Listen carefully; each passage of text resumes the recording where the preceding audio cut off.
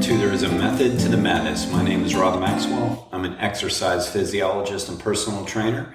I'm the owner of Maxwell's fitness programs, and I've been in business since 1994. The purpose of this podcast is to get to the real deal of what really works, and most importantly, why things work.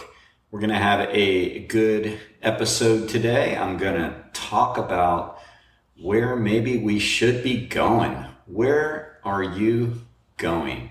Before I get to that, let me thank Jonathan and Lynn Gilden of the Gilden Group at Realty Pros. They are committed to providing the highest level of customer service and home sales, and they have the reviews to back that up. So why don't you give them a shout at 386-451-2412 and figure out what your home is worth. So where are you going? This might be New Year's Day when you listen to this. That's when it is going to land. And 2025 New Year's Day, you might be listening to a few days later, or maybe you're listening way later. But you know what? It's New Year's Day for me. And I wonder where you're going. Where did you go last night? What are your plans? So I bring all this up because it's New Year's, and the last podcast I did was on New Year's resolutions and about how oftentimes they fail, and maybe there is a new way to do New Year's. And I'm still kind of on that a little bit. I just saw a little fact that said that 50% of the people polled this year stated that their New Year's resolution was going to be to exercise. I mean, that's great. Why do we wait for the new year? But that is great. But as I already stated the other day, and I'll restate it, so, it's to exercise. That is a great thing. But who are our models? Who's exercising, and what do they do week in and week out, and not just on January 1st through January 14th or whatever it might be, when people often drop out? So I want to talk about that. Like, where are you going? It's an interesting question. When people have come in for consultations through the years, it's funny. It's people still think like there is like the miracle cure, the miracle exercise, the miracle food, the miracle diet. I mean, it's hysterical actually, because if you really think about it, there's been so many of those through the years. But for some reason, even people who seem like highly educated and intelligent and in the know and do their research, like still grab onto it. Like there's something more to the story other than just day in, day out discipline and commitment, which is really what it comes down to. But when people come in and, they talk to me about what they want to do, one of the questions they always ask me is, what's the secret? They ask it in so many words. Sometimes it's literally in those words, but what's the secret? And I always look at them and I say, go grab one of my file folders over there. Go in there and pull the thickest one out under the clients. And you'll see that that's the secret. Meaning the thickest file means that they've been doing it the longest. Like that's the secret right there. Now, I don't do that anymore because I don't really do a whole lot of consultations anymore because we're very full. And so we don't take people, but kind of every once in a while now.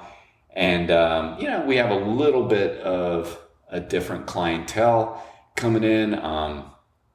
Has it changed over the last few years? I mean, I don't know. I'd like to be hopeful and think so, but more people come in now, like not looking for the secrets like they used to as much. And they know they need to strength train for their activities of daily living. And maybe that's because a lot of our newer clients are referred by physicians. Maybe, I don't know. But in any event, you still get the point. The key that I've always told people, and I will continue to tell people, is There is no secret. What are you doing day in and day out? And the clients that are most successful have been doing it the longest. And I'm not arrogant to say that it's because they come to us for all those years. No, it's because they are committing to themselves for all those years. Whether you are coming to me or my gym for, week in and week out, month in and month out, year in and year out, or another gym or the YMCA or another personal trainer or your yoga studio or your spin bike studio or your pool or whatever. Like, that's the key, is doing it day in and day out. And I was thinking earlier when I heard that statistic about the New Year's resolutions and all that's bopping around, and I'm going to do another talk on that coming up. I think it's next week. And so it's been going through my mind. Where are you going? I can think back to so many days before I owned a gym, like way back in my late teens, early 20s, before I had a personal training business and owned a gym. So oftentimes, almost every day, maybe not on Sundays, because back in those days, the gyms weren't open on Sundays. I'm trying to think if this one gym was. Really is irrelevant, I guess. But I was going to the gym. Like, that's where I went. I went most likely almost every day except for Sundays. I did other things, of course. I went to work. I went to school.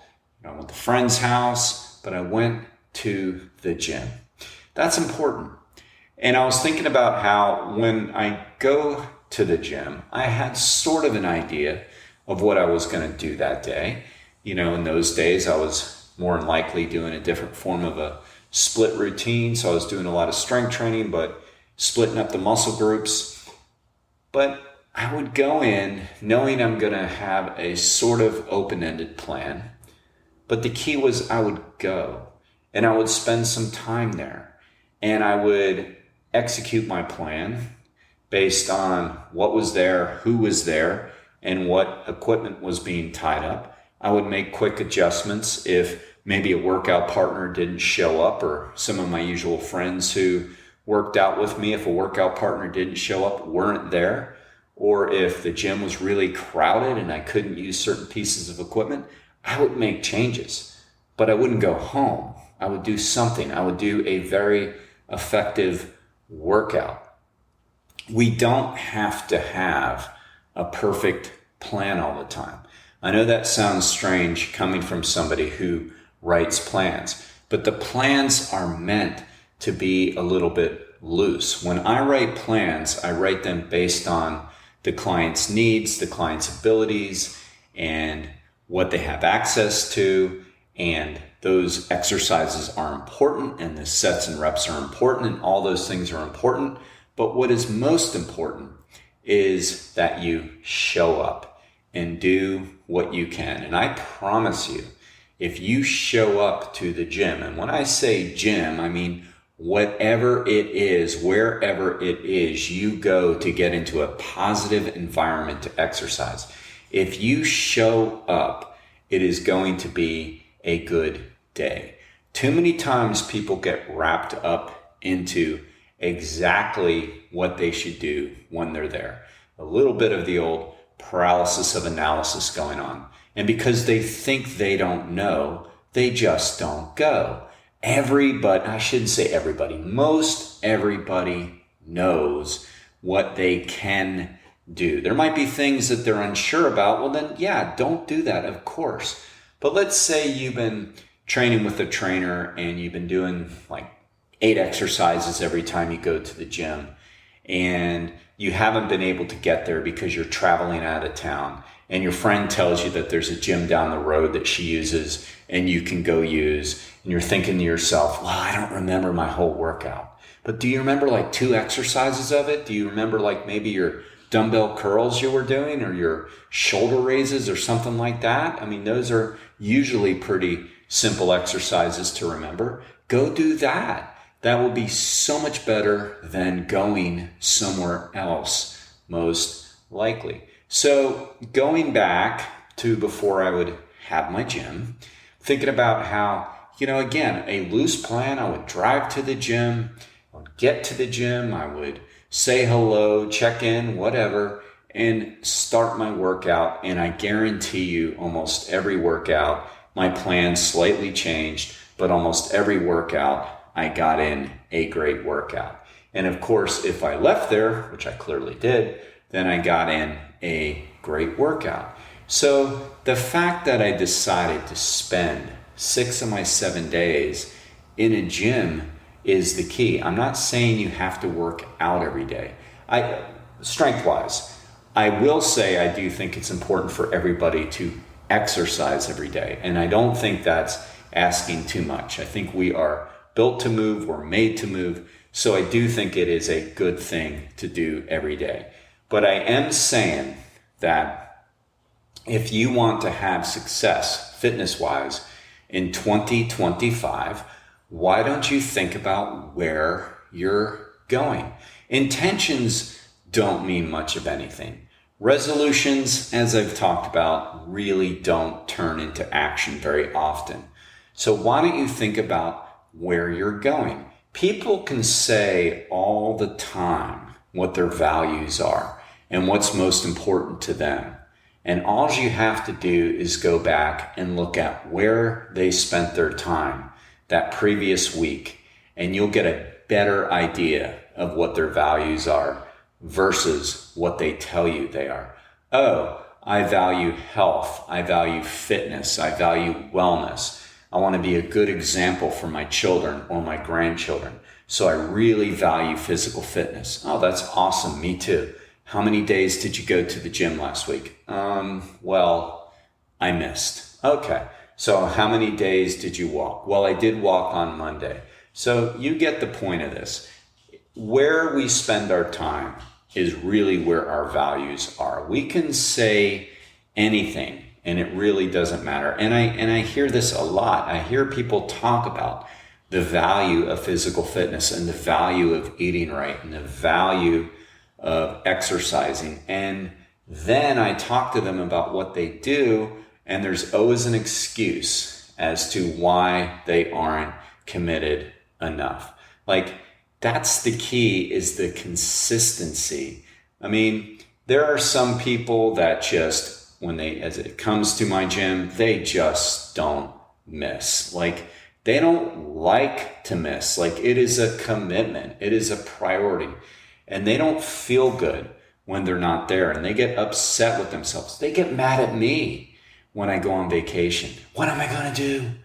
They get mad because they like to come. And that is really a cool thing. Like, there are people, friends I have, that don't like to ever miss their master swim class or their group runs. They don't like to miss. And then there are people who will miss for whatever reason, like something a little bit better comes up. And look, I've been doing this 30 years. You can almost imagine some of the things I hear. I mean, I won't even get into it, but there's been some of the craziest excuses. I mean, what am I supposed to say, right? I mean, outside of the cancellation policy, that's not even what I'm talking about here. I'm just talking about, like, that's not even really the important part. The important part is somebody really committed to their own health and fitness? I mean, the only thing I can do is guide them and lead them. I can't, like, make them go to the gym or make them love it like I love it. I can't do that. I can only do my part, which is, first off, do my own form of physical fitness, and then secondly, be there for somebody. But I can't make somebody, like, dread missing workouts. Like, not, too many people, I think, dread working out. Not too many of my clients. I mean, I don't think that that's true. Some of them would rather not, if they could get away with not, but they know they can't. And that's okay.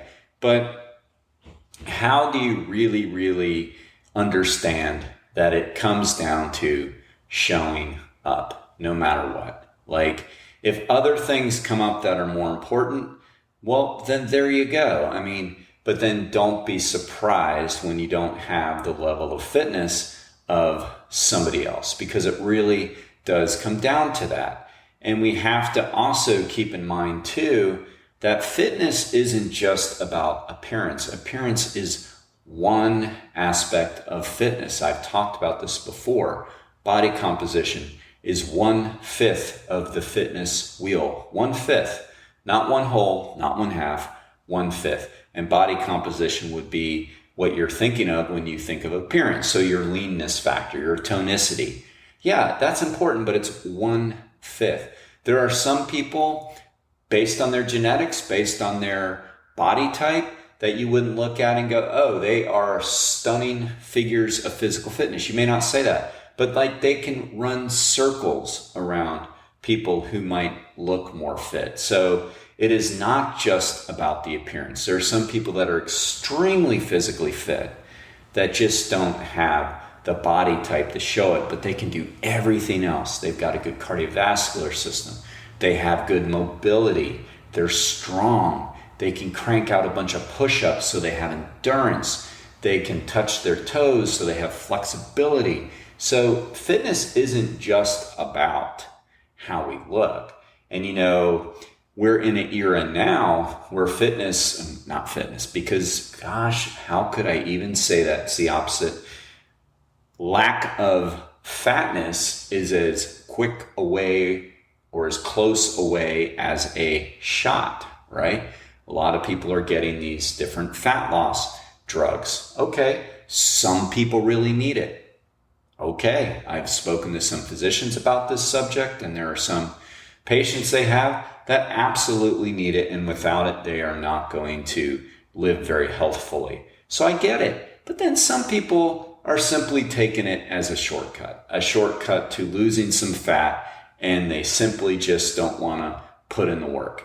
Look, I guess that sounds judgmental, but the bottom line is that's only going to work for some things. That is not going to increase your push-ups. That is not going to increase your mobility. That is not going to make you run faster per se. I guess if you're lighter, you will run faster, but I don't know any people that run that are doing this. I know people that don't exercise a lot that are doing this. So there is always going to be a little bit of a pushback anytime we do something like that when we don't have to do it. So I throw that in here because I want everybody to understand that just because more people might be losing weight over the last 24 months because of this, it doesn't mean that more people are getting more fit. They are not the same thing. They are part of the thing, but they are not the same thing. So doing that and missing the gym isn't improving your fitness. It might be helping you lose weight. It is not improving your fitness. So where are you going? Now, tonight's New Year's Eve. What do a lot of people do? They go to the bars. Younger generation goes to the bars. Hey, I've done that on New Year's Eve. Back when I was in college, of course, a lot of people do. That's where they're going. Are they planning exactly what they're going to do when they go there?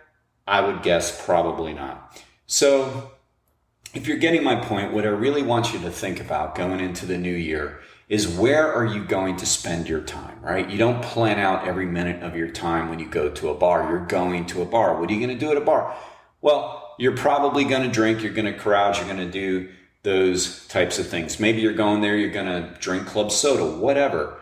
I mean, that's not really the point. But the fact is you're going there. And no, I'm not judging that. I'm just trying to say that, when you go there, you don't know exactly what you're doing when you go, but you're going to have a good time. So what if you thought about that for your physical fitness? Like, where are you going? That's why so many people don't really utilize their home gyms very much, because they know they want to get out of their environment and go somewhere else where other people are, even if it's just one other person, your trainer. And I think that is a good thing, actually. A lot of people are doing some of these different types, almost like AI workouts with some kind of thing on their monitors. I mean, I don't see it as working or sticking. I mean, that's kind of like pushing in an old tape back in the day and doing a class in front of your TV. I mean, I think people need to go somewhere most likely to exercise. I mean, most people I know do that even to run. They meet their friends at a place where they can run together. It's just not a bad idea. So where are you going? If you really are committed to your fitness, wellness, and health, ask yourself that. Are you going somewhere every day to better that? Or are you spending a lot of time elsewhere? Because where you spend your time is most likely where your true commitments to yourself, your true values are to yourself. And that's okay. Just don't blame anybody but you. Jerry Johnson, my great client who passed on in 2024, God bless you, Jerry, we miss you every single day, used to say, everybody wants to go to heaven, but nobody wants to die. Well, little side note, I think he's in heaven. But you know what? He put in all of the work. He put in the work. He hated to miss the gym. When I say some people hated to miss the gym and will give me a hard time when I'm going on vacation, he was one of them. And I valued that. So we have to understand that we're only going to get as far as our actions put us. All right. So now let me thank Overhead Door of Daytona Beach, Jeff and Zach Hawk, very committed to their own wellness program and very committed to having the best garage door company in Daytona Beach. If you have any needs in that area, give them a shout at 386-222-3165.